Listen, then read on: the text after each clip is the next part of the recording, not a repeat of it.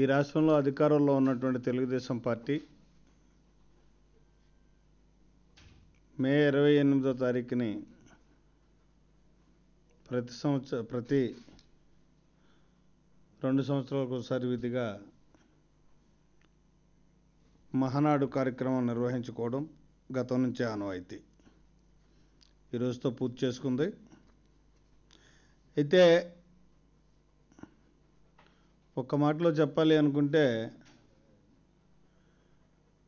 ఈ మహానాడు కార్యక్రమం అన్నదే జారిపోతున్నటువంటి నాయకుల్ని, కార్యకర్తల్ని నిలబెట్టుకోవడానికి తాపత్రయపడ్డట్టుగానే చంద్రబాబు నాయుడు గారి యొక్క ఉపన్యాసం కానీ, లోకేష్ మాట్లాడినటువంటి తీరు కానీ, ముఖ్య నాయకుల ఉపన్యాసాలు కానీ మనం తీసుకుంటే చాలా స్పష్టంగా అర్థమవుతుంది. ఎందుకంటే ఏ రాజకీయ పార్టీ అయినా సరే అది మహానాడు అనండి, ప్లేనరీ అనండి, మహాసభ అనండి,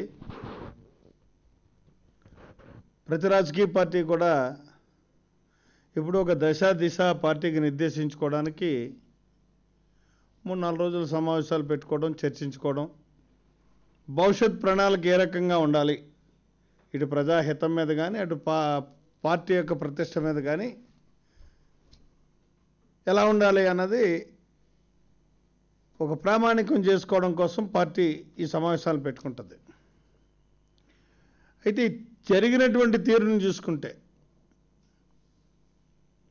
పరనింద, ఆత్మస్తుతి,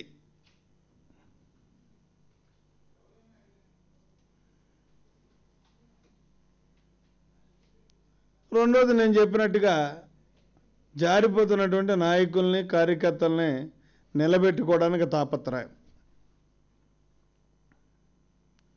ఈ రకమైనటువంటి విధానంగానే ఇక్కడ తెలుగుదేశం పార్టీ మహానాడు జరిపినటువంటి తీరు కనిపిస్తుంది.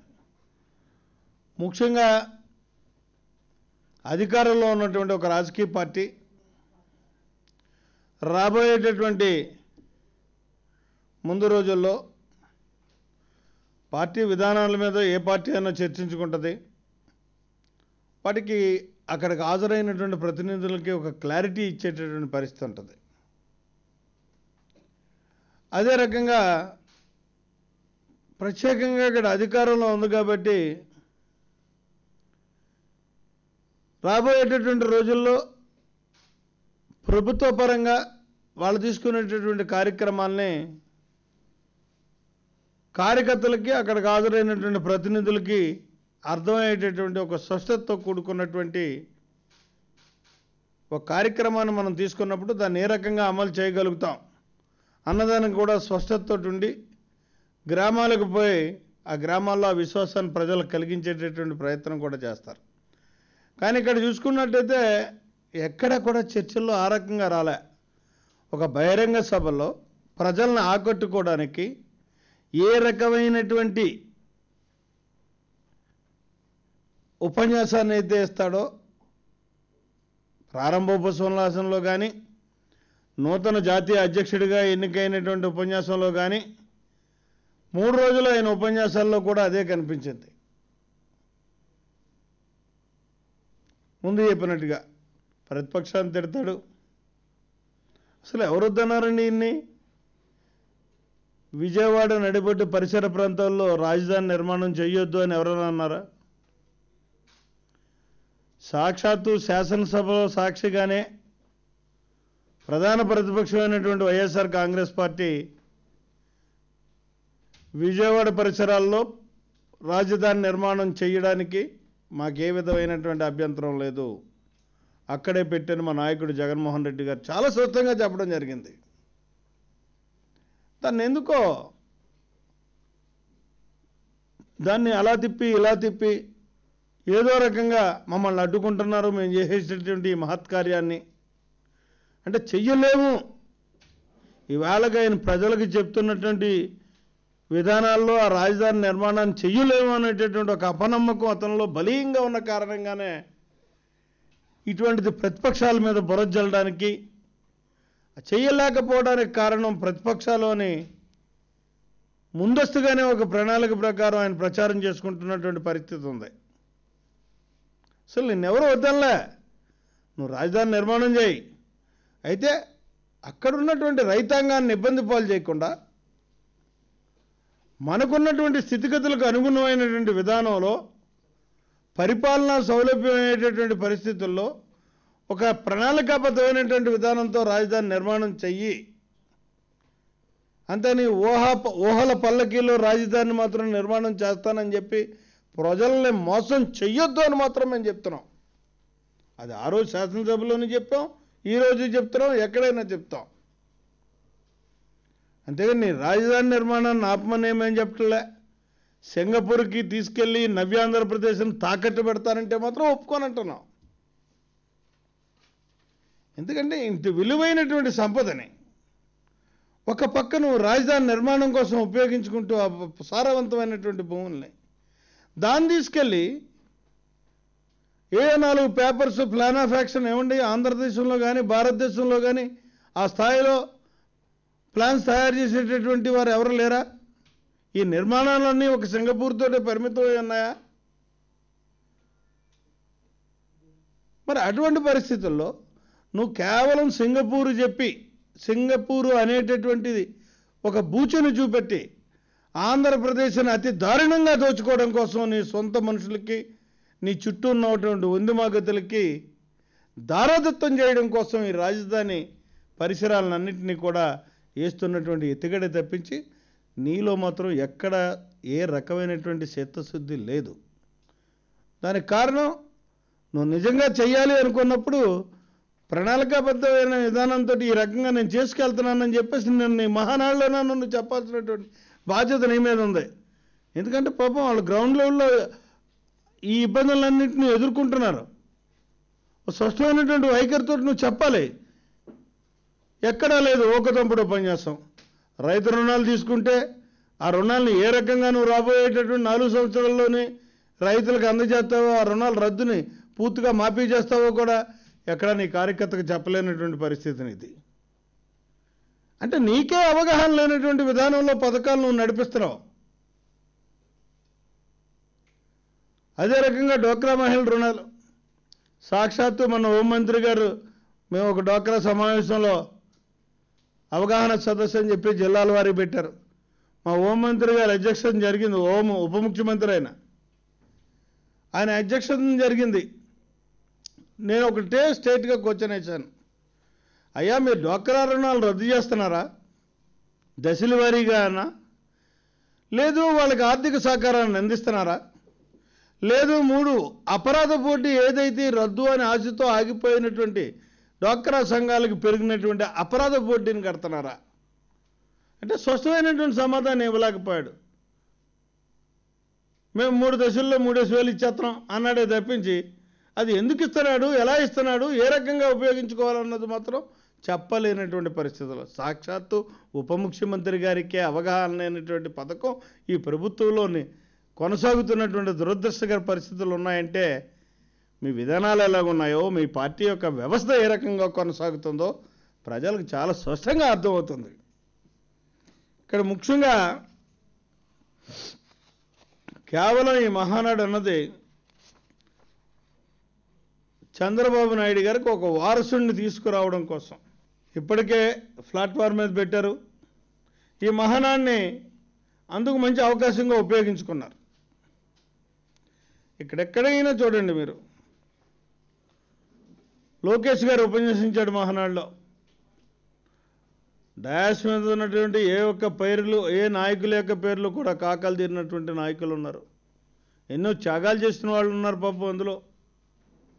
ఇవాళ పార్టీ పద్ధతులతో సరిపెట్టుకుని ఆనాటి నుంచి ఈనాటి వరకు కూడా భుజాలు అరిగిపోయేలా మోస్తున్నటువంటి నాయకులు ఉన్నారు.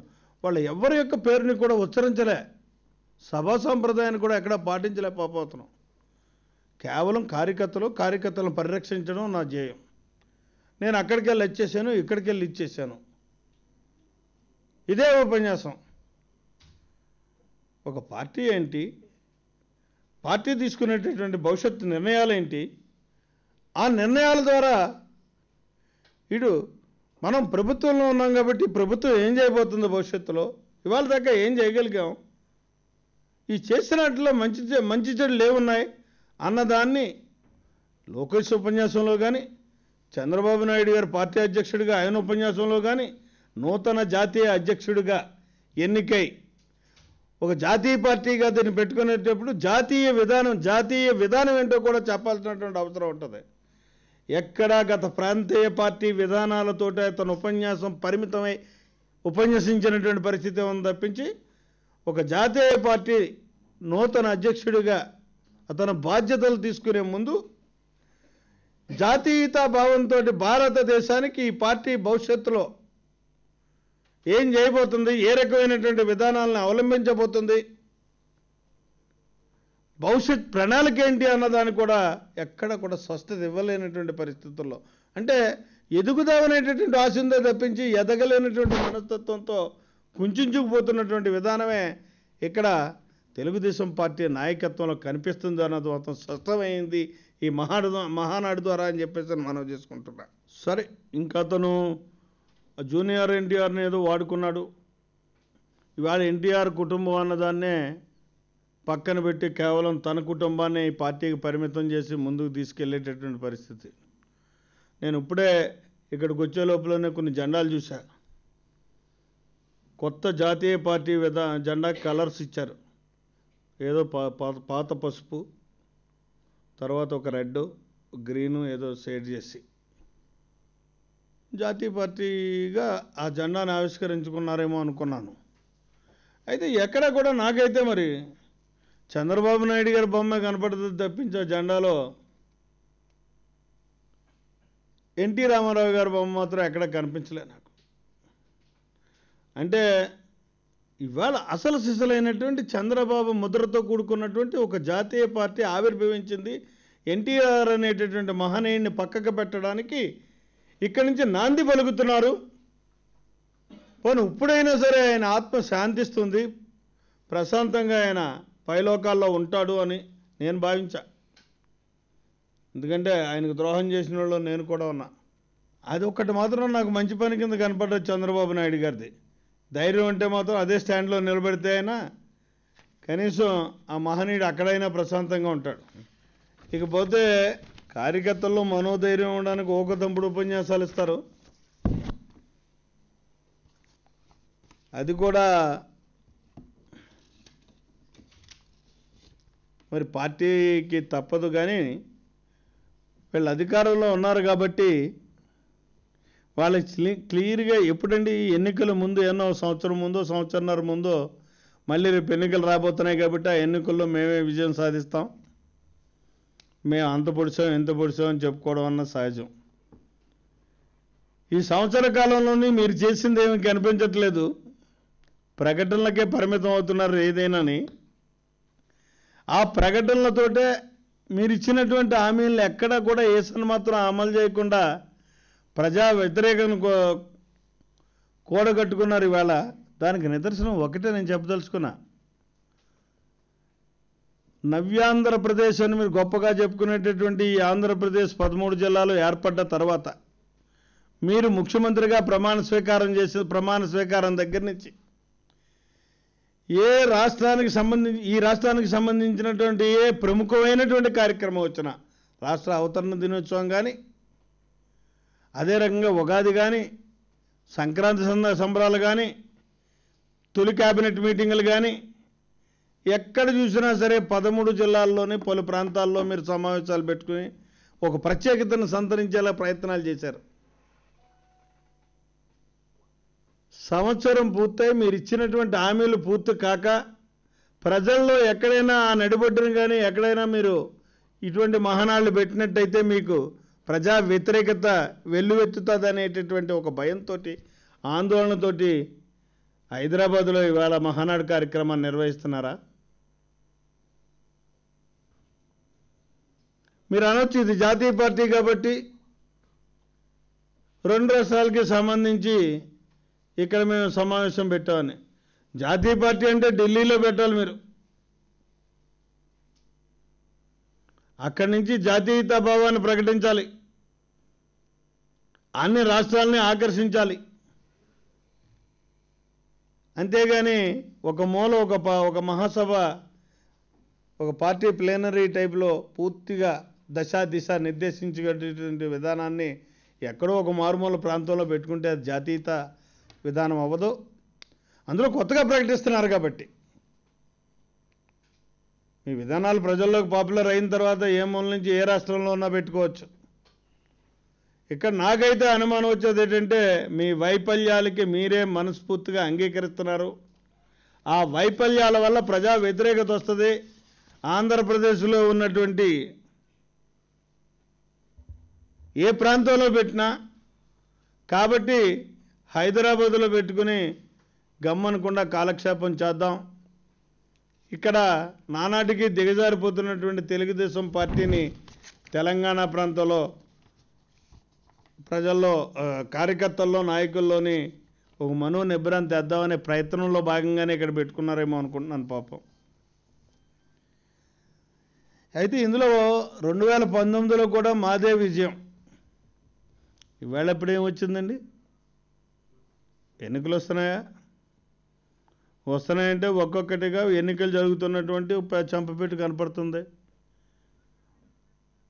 గతించినటువంటి శాసనసభ ఎన్నికల్లో మీకు తూర్పుగోదావరి జిల్లాలో తిరిగిలేనటువంటి మెజారిటీ ఇస్తే ప్రజలు, పశ్చిమ గోదావరి జిల్లాలో, ఉభయ గోదావరి జిల్లాలో మొన్న జరిగినటువంటి శాసనమండలి ఎన్నికల్లో టీచర్స్ కాన్స్టిట్యున్సీలో చంపపెట్టి తగిలింది. అంటే అప్పుడే మీకు వ్యతిరేకత అన్నది తయారైంది బలంగా అనడానికి ఇటువంటి నిదర్శనాలని చెప్పేసి తెలివైన నాయకుడు చంద్రబాబు నాయుడు గారు ఖచ్చితంగా గ్రహిస్తాడు.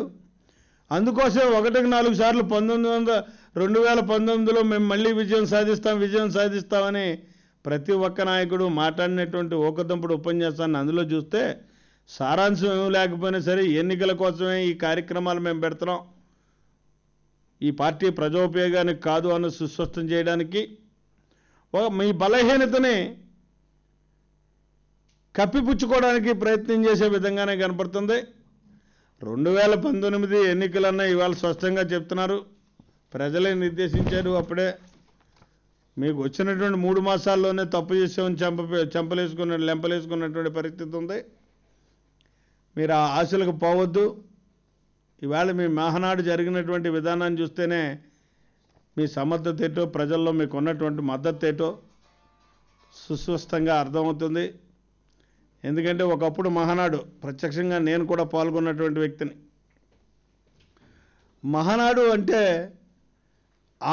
హైదరాబాద్లో మహానాడు జరిపితే అసలు 3 రోజులు కూడా, ఒక 2 రోజుల ముందటు 2 రోజుల తర్వాత కూడా హైదరాబాద్ వీధులు ఎక్కడా కూడా ఖాళీ ఉండేటటువంటి పరిస్థితి ఉండేది కాదు. జనసందోహం ఆ రకంగా వచ్చేవారు. ఇవాళ చూసుకున్నట్టయితే మొదలైన రోజున దగ్గర నుంచి ఇవాళ ఆఖరయ్యే రోజు దాకా కూడా చాలా ఫ్రీగా ఉన్నాయి. ఉట్టప్పుడైతే నేనైతే ఇప్పుడు 15 నిమిషాల్లో వచ్చాను సెక్రటరియట్ నుంచి ఇక్కడికి. అప్పుడే అర్థమవుతుంది మనకు ప్రజల్లో ఉన్నటువంటి స్పందన ఏటో. అయితే చంద్రబాబు నాయుడు గారు ఒకటి, ఈ ఆత్మస్థుతి పరనింద వదిలి వాస్తవాలకు దగ్గరగా ఆలోచన చేసి ఈ ఆంధ్ర రాష్ట్రాన్ని అభివృద్ధి చేయడానికి ఒక బాధ్యత కలిగినటువంటి ప్రధాన ప్రతిపక్షంగా మేము చేసేటటువంటి సూచనల్ని మీరు మనస్ఫూర్తిగా స్వీకరించి ఇటు ప్రజా అవసరాలకు అనుగుణమైనటువంటి విధానంలో ఈ రాష్ట్రాన్ని అభివృద్ధి చేయడానికి, అటు ప్రజా సంక్షేమాన్ని పరిరక్షించుకోవడానికి మా సలహాలను స్వీకరించండి. స్వీకరించే విధంగా ఆ భగవంతుడు కూడా మీకు ఒక మంచి బుద్ధిని ప్రసాదించాలని, లేనట్టయితే కేవలం కబుర్లతో కాలక్షేపం చేసుకుంటూ ఇప్పుడు 2 బడ్జెట్లు వెళ్ళిపోయినాయి, ఉన్న 3 బడ్జెట్లు కూడా ఇలాగే నడిచిపోయినట్టయితే వెనక్కి తిరిగి తీసుకుంటే శాసనసభ్యుడిగా ఎందుకయ్యాం, ఈ రాష్ట్ర ప్రజానీకానికి మనం ఏం చేసామని సిగ్గుపడాల్సిన పరిస్థితి అధికార పార్టీగా మీకు ఉంటుంది, ప్రతిపక్షంగా మాకు కూడా ఉండే పరిస్థితిని మీరు కల్పించొద్దు. గుర్తెరిగి వ్యవహరించండి. వాస్తవాల్ని ప్రజలకు చెప్పడానికి, మీ కార్యకర్తలకి, నాయకులకి చెప్పడానికి ప్రయత్నం చేయండి తప్పించి ప్రజలందరినీ ఎలాగా మోసం చేశారు, కనీసం కార్యకర్తల్ని, నాయకులనన్నా మోసం చేయకుండా మాత్రం మీ పార్టీని బలోపేతం చేసుకోండి ఒక సలహా ఇవ్వదలుచుకున్నాను.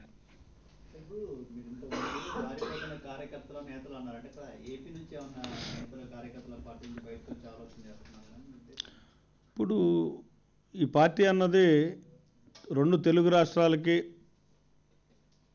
పార్టీ. ఇది 2 తెలుగు రాష్ట్రాలకి పార్టీ అవడంలో ఇవాళ తెలుగు రాష్ట్రం అంటే ఆంధ్రప్రదేశ్, ఏపీలో అధికారంలో ఉంది కాబట్టి ఇది ఇంకా మొదలవుదాం. ఇది ఒక 2-3 ఏళ్ళు గతించిన దగ్గర నుంచి ఆ వలసలు అన్నీ ప్రారంభమవుతాయి. వాస్తవంగా కూడా ఇవాళ ఆల్రెడీ ఇప్పటికే వాళ్ళు మాట్లాడుతున్నటువంటి విధానం కానీ, తీరు కానీ, ఏ ప్రజాప్రతినిధుల దగ్గర మేము కదిపినా, కార్యకర్తలు, ముఖ్య నాయకుల దగ్గరికి కలిపిన ఆ విధానం కనిపిస్తుంది. అదే రకంగా ఇవాళ తెలంగాణ ప్రాంతంలో వాళ్ళకి కావాల్సింది ఏంటి, ఇక్కడ పెట్టుకున్నది దేనికోసం పెట్టుకున్నారు, అందుకోసమే. తెలంగాణలో ఎమ్మెల్యేలు పారిపోతున్నారు, నాయకులు పారిపోతున్నారు, జిల్లా అంతా చుట్టబెట్టుకుని పోయింది, మనకు ప్రత్యేకంగా కనపడుతుంది. ఖమ్మం జిల్లాని తీసుకుంటే ఇటువంటి పరిస్థితుల్లోనే వీళ్ళు ఈ రకంగా వాళ్ళని కాపాడుకోవడం కోసం చేస్తున్నట్టుగా నేను చెప్పాను. ఇది వాస్తవం కదా?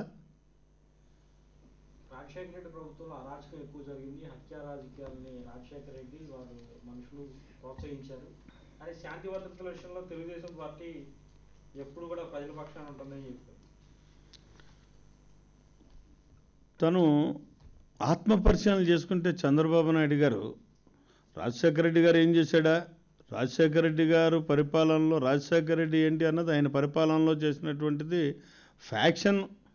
ఎక్కడ 2 గ్రూపులు ఉండి ఫ్యాక్షన్ విధానంలో కొట్టుకునేటటువంటి వాళ్ళని కూడా ఒకే కారులో ఎక్కించుకుని తిప్పినటువంటి పరిస్థితి సమర్థుడు రాజశేఖర రెడ్డి. ఫ్యాక్షనిజాన్ని రూపుమాపడానికి అతను సాయశక్తిలో ప్రయత్నం చేసినటువంటి ఎన్నో ఉదాహరణలు రాయలసీమలో ఇవాళ మనం చెప్పగలుగుతాం. ఎన్నో కుటుంబాలు తరతరాలుగా నరుక్కు చనిపోయేటటువంటి కుటుంబాలని. అయితే ఇక్కడ చంద్రబాబు నాయుడు గారిని ఒకటే సూటిగా ప్రశ్నిస్తాను నేను. రాజశేఖర రెడ్డి గారు టైంలో ఫ్యాక్షన్ విధానం పెరిగింది అని ఆయన అంటున్నాడు కదా, ఇప్పుడు ఆయన ఫ్యాక్షన్ విధానాన్నే కాకుండా శాంతి భద్రతను పరిరక్షిస్తానంటున్నాడు. ప్రత్యక్షంగా ఆయన్ని మొన్న జరిగినటువంటి జిల్లా పరిషత్ ఎన్నికల్లో ఒక్కసారి ఆ వీడియోని ఒక్కసారి వేసుకుని ఆయన ఒక్కడో మనశ్శాంతిగా కూర్చొని ఆ వీడియో జరిగినటువంటి సంఘటనలు ఇటు కర్నూలులో కానీ, అటు ప్రకాశంలో కానీ, నెల్లూరులో కానీ ఆ జరిగినటువంటి సంఘటనలో ఎన్నికలు జరిగినటువంటి ప్రక్రియని ఒక్కసారి ఆయన తెర మీద వేసుకుని చూసుకుని అతను ఏ మేరకు శాంతి భద్రతలను పరిరక్షిస్తున్నాడు, ఆ పరిరక్షించడానికి ప్రయత్నం చేసేటటువంటి విధానంలో తరమ భేదం లేకుండా ఏ మేరకు వ్యవహరించాడు ఈ ప్రభుత్వ అధిపతిగా, ఆయన ముఖ్యమంత్రిగా ఒక్కసారి అయినా చెప్పమనండి. నేను చెప్పక్కలే, విజ్ఞులైనటువంటి మీ అందరికీ తెలుసు ఏం జరిగిందో, ఏ రకంగా తనను పరిరక్షించుకున్నారో అక్కడ వాళ్ళ నాయకులను వాళ్ళు, అవన్నీ కూడా మీకు తెలుసు. కానీ వాళ్ళు ఒకసారి అయినా చెప్పమనండి. అప్పుడు శాంతి భద్రతలను ఎవడు నిర్మమాటంగా శాంతి భద్రతను పరిరక్షించడానికి ప్రయత్నం చేస్తున్నాడని నమ్ముదాం మనం. చంద్రబాబు నాయుడు గారు చేస్తున్నాడంటే అంటే ఆయన చేసిందే ధర్మం అనుకునే విధానంలో అతను పాలన వెళ్తుంది కాబట్టి అది కరెక్ట్ అనుకుంటే నేనేం చెప్పలే. కానీ ఆయన ఆత్మసాక్షిగా మాత్రం చెప్పాలనుకుంటే అది తప్పు కదా. అక్కడెందుకు చర్యలు తీసుకోలేకపోయాడు?